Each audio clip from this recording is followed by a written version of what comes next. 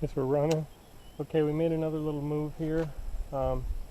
Just down the bank. We got some deep water here. I'm just going to poke around with some wood cover. And don't be surprised at how tight you can get in on these fish.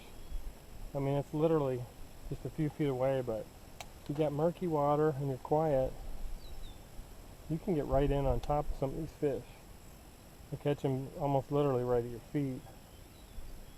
I don't know if that's going to happen in this case, but and again, we're just going to work our way down the bank.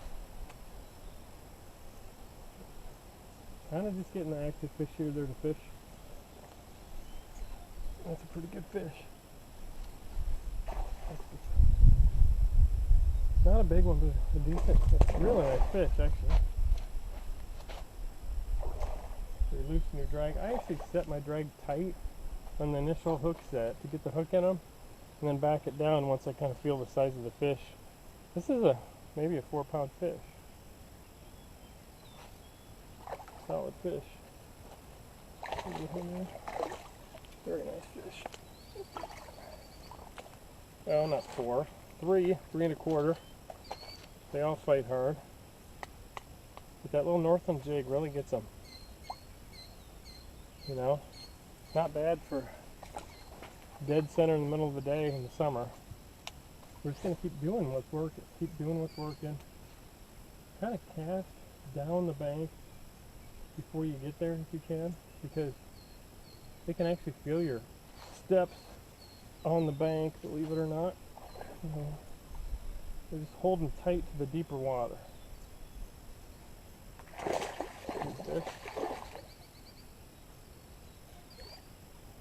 Very powerful fish. Really, our water temperature's still not super hot yet. Probably low 80s right now here. That's pretty warm. Nice fish. And like we're saying, just keep doing what's working.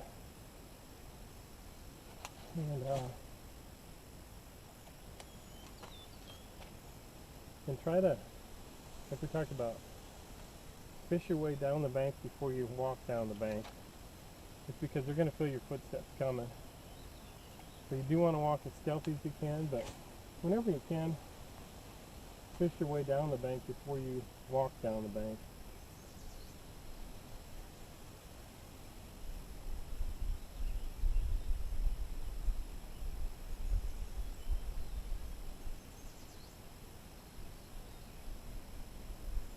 Get into little pockets of fish like this, especially summertime or wintertime when they kind of get stacked up right there. To see him hit right at my feet.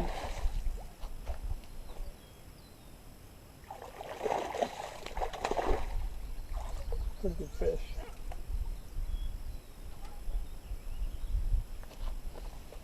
Not sure what you can see. I'm doing my own video work here. Probably poorly. But this is not a big fish, but just showing you what you can do. Nice solid 15.5 inch fish though. And we'll go back in for some more here. Try to move the video camera so maybe you can see a little better what's going on. I am just throwing this down the bank. And just barely reeling it, Do the same thing in any body of water. You got these conditions. These murky waters. They fish pretty well in the summertime and in the middle of the day because they need to see to eat. And so you don't want to fish deep. They do cling tight to cover. And use something kind of bulky but still finesse. That's why I like this jig and single tail trailer combination. And sometimes you have to make a multitude of casts to the same area because they can only see a little distance here. And since we've got relative deep water close by, there's more fish kind of moving in and out as they become active and inactive. Some of these fish are not active, but 5 minutes from now they may be.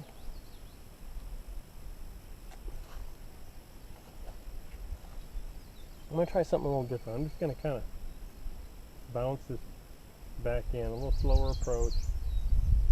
Yeah, I hooked something. There we go. Again, you just kind of pop your line. Put tension on it, pop it with your offhand, like a guitar string, and that frees up at least half of your snags, probably 70 or 80% of your snags. So,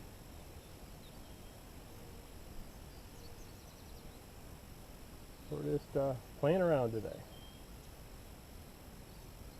We got fish here, we just got to figure out what they, the best way to catch them, and really all I brought with me is these jigs today, so that's kind of the way we're going to be catching them.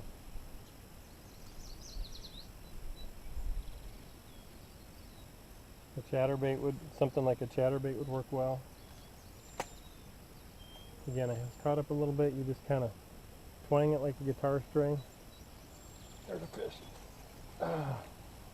And I didn't want to swing on him or I'd have knocked the camera right over. See, I bit the tail off. So, tail number 2, that was a good fish, I think.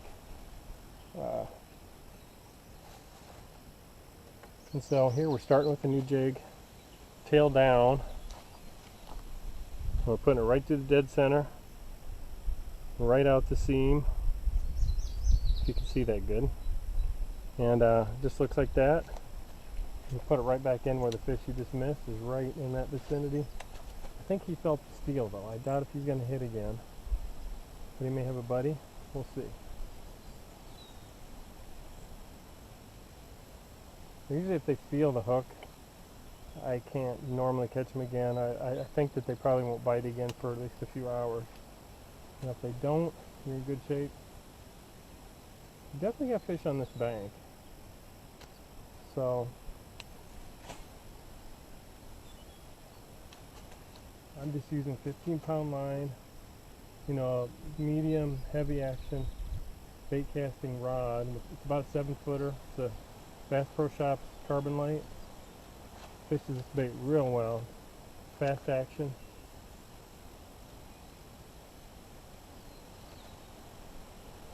I walked through a bunch of weeds and I've got some bugs on my legs. We're just going to see.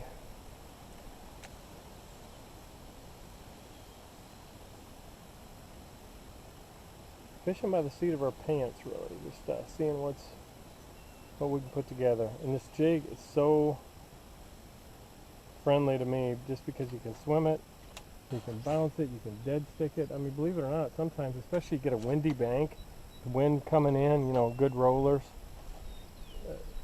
where the wind's coming in on it, you can take these jigs and just toss them out and dead stick them on the bottom, maybe move them a little bit.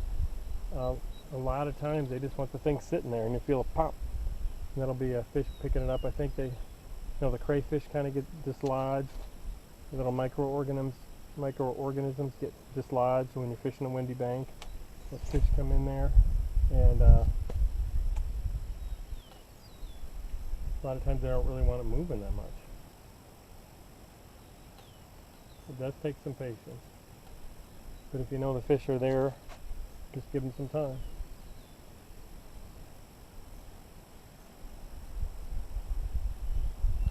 One more reel in here and we'll maybe slip on down the bank a little more.